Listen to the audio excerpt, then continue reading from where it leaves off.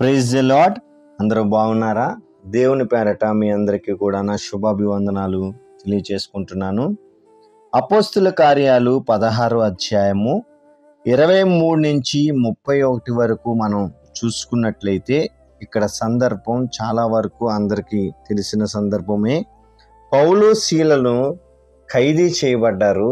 వారు భద్రంగా ఒక గదిలో దాయబడ్డారు. అంటే సువార్త ప్రకటిస్తున్నప్పుడు వీరికి వచ్చిన శ్రమను గురించి ఇక్కడ మనం చూస్తాం. వీరు ఖైదీలుగా బంధింపబడ్డారు, ఒక జైల్లో పెట్టబడ్డారు. చెరసాల్లో, మన భాషలో జైలు అంటున్నాను, చెరసాల్లో పెట్టబడ్డారు.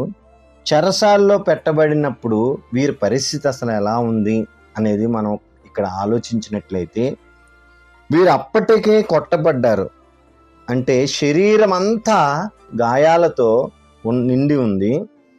రక్తముతో గాయాలు ఉన్నాయి అంటే, ఒంటి మీద గాయాలు ఉన్నాయంటే ఏం జరుగుతుంది?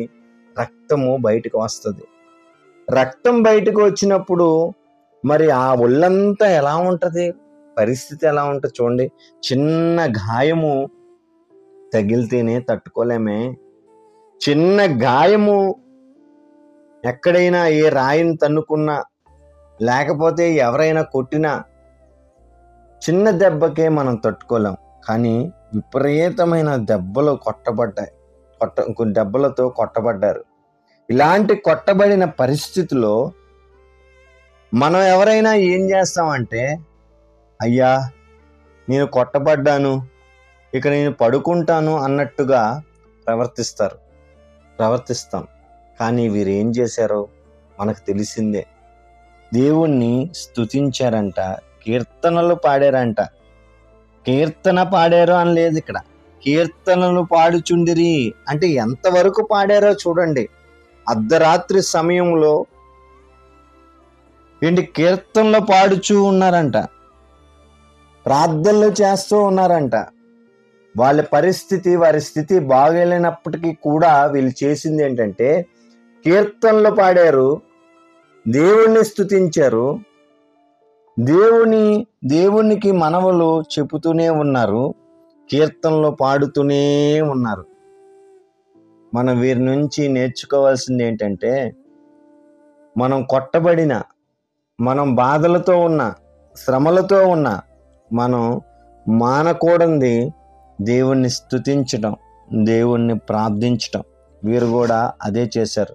దేవుణ్ణి స్తుతించారు, దేవుణ్ణి ప్రార్థించారు. దీనివల్ల ఏం జరిగింది? ప్రార్థించడం వల్ల, స్తుతించడం వల్ల అంటే ఒక మార్పు ఇక్కడ తీసుకొచ్చారు. మనం ప్రార్థించడం వల్ల, మనం మంచిగా జీవించటం వల్ల మనం ఏం తీసుకురాగలం అంటే, మనం నోటి నుంచి మాట పలకకుండానే ఒక ప్రవర్తన ద్వారా మనం మార్పు అనేది తీసుకురాగలం. ఇక్కడ కూడా ఖైదీల్లో వీళ్ళు ఒక మార్పును తీసుకువచ్చారు. చూడండి, ఇలా కీర్తిస్తుండగా ఏం జరిగింది అంటే భూకంపం వచ్చింది. భూకంపం వచ్చి ఏం జరిగింది అంటే, ఆ గేట్లు, గోడలు అన్నీ కూడా శిథిలమైపోయాయి, అంటే విరిగిపోయినప్పుడు మరి అవకాశం ఉంటుంది కదండి వీళ్ళందరూ వెళ్ళిపోవడానికి. అసలు వీరందరూ కూడా వెళ్ళిపోవాలి. వీళ్ళిద్దరూ దేవుని పిల్లలు కాబట్టి వీళ్ళిద్దరూ ఉండిపోయినా మిగిలిన వాళ్ళు వెళ్ళిపోవాలి. కానీ మిగిలిన వాళ్ళు ఎవ్వరు కూడా వెళ్ళలేదంట. దేనివల్ల వెళ్ళలేదు అంటారు? చూడండి, రాత్రంతా వీళ్ళు ప్రార్థన చేస్తూ ఉన్నారు. అర్ధరాత్రి ప్రార్థన చేస్తున్నప్పుడు ఈ ప్రార్థన యొక్క ప్రభావం వారి మీద పడింది. మన యొక్క జీవితం దేవుని గురించి బ్రతుకుతున్నప్పుడు మన యొక్క ప్రభావం ఇతరుల మీద, ఈ ప్రభావితాన్ని తీసుకురావాలి, మార్పుని తీసుకురావాలి. వారిలో మార్పుని తీసుకురాకపోతే ఎందుకు మన భక్తి, ఎందుకు మన ప్రార్థనలు, ఎందుకు మన కీర్తనలు? కాబట్టి మనం ప్రార్థించిన, కీర్తించిన, మనము సువార్త ప్రకటించిన, ఏది చేసినా మనం ఇతరులలో ప్రభావాన్ని తీసుకొచ్చేవారిగా, ఇతరులలో మార్పుని తీసుకొచ్చేవారిగా ఉన్నామా లేదా అనేది చూసుకోవాలి. వీరు జైల్లో ఉన్నప్పటికీ వీళ్ళు ఎక్కడైనా ఉండేవండి, కానీ ఎక్కడ ఉన్నా సరే వాళ్ళు ఏం చేస్తున్నారంటే దేవుణ్ణి విడిచిపెట్టలేదు, స్తుతించటం మానలేదు, కాబట్టి మనము కూడా స్తుతించటం మానకూడదు, దేవునితో మాట్లాడటం మానకూడదు. దీనివల్ల ఏం జరిగింది అంటే ఒక మంచి విషయం అక్కడ జరిగింది. భూకంపం వచ్చి అందరూ మరి చీకటిమయం అయిపోయినప్పుడు ఆ యొక్క అధికారి ఇంకా ఏం చేయబోయాడంటే తాను చంపుకోబోయాడు. ఎందుకు చంపుకోవాలనుకున్నాడు అంటే ఈ యొక్క ఖైదీలందరూ చెదిరిపోతే, ఖైదీలందరూ పారిపోతే మరి ఆ అధికారిని పై అధికారులు చంపేస్తారు. ఎందుకంటే ఈయనకి అప్పచెప్పిన బాధ్యతను ఈయన నిర్వర్తించాలి.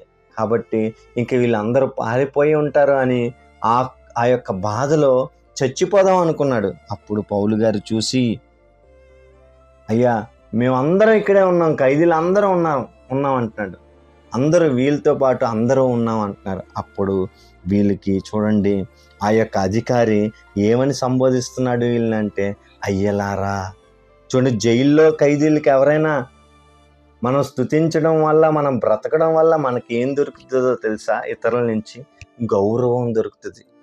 ఎవరైనా గౌరవిస్తారా జైల్లో ఉన్న ఖైదీల్ని? వాళ్ళు దేనికైనా వెళ్ళచ్చు. కానీ ఆయన ఒక జైలు అధికారి. ఆ అధికారి ఎలాగైనా ప్రవర్తించవచ్చు, ఎందుకంటే ఒక అధికారి కాబట్టి. కానీ ఈ అధికారికి అర్థమైంది వారు దేవుని యొక్క అధికారం కింద ఉన్న సేవకులని. అర్థమయ్యి ఏమంటున్నాడంటే అయ్యలారా అంటున్నాడు. చూడండి, ఏం దక్కింది వీరికి? గౌరవం దక్కింది.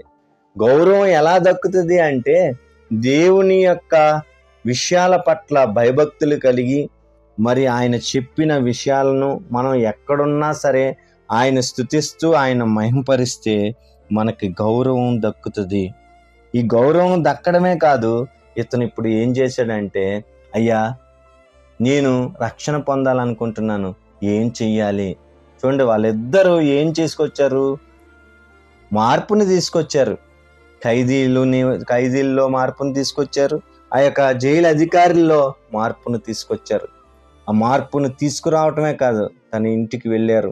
వెళ్ళిన తర్వాత అక్కడ వారికి కూడా ఆ రాత్రి చూడండి, గాయాలు పక్కన ఉన్నాయి, ఇబ్బంది పెడుతున్నాయి, నొప్పులతో బాధపడుతున్నారు. అయినా వాక్యాన్ని చెప్పటంలో ఏ మాత్రము కూడా వెనకడుగు వేయలేదు. అది సమయమా అసమయమందు, అందుకే వాక్యం ఏం చెప్తుందంటే సమయమందు అసమయమందు దేవుని గురించి, దేవుని వాక్య పరిచర్య గురించి బ్రతకమంటున్నాడు. కాబట్టి సమయం ఉన్నా, ఏ సమయమైనా, అర్ధరాత్రి అయినా, పగలైనా, మధ్యాహ్నమైనా, ఎప్పుడు నీకు అవకాశం దొరికితే, వాక్యం ఎప్పుడు నువ్వు విత్తాలి అనుకుంటే అవకాశం ఉన్నదో అప్పుడు వాక్యాన్ని విత్తు. అయ్యో ఇక్కడ చెప్పచ్చో చెప్పకూడదు అలా వద్దు. నీకు ఎప్పుడు అవకాశం దొరికితే అప్పుడు వాక్యం. చూడండి, వాక్యాన్ని అప్పుడు అందించారంట. మరి అంతకుముందు ఎలా ఆయన రక్షణ అనేది ఇవ్వమన్నాడు అంటే ప్రవక్తన ద్వారా.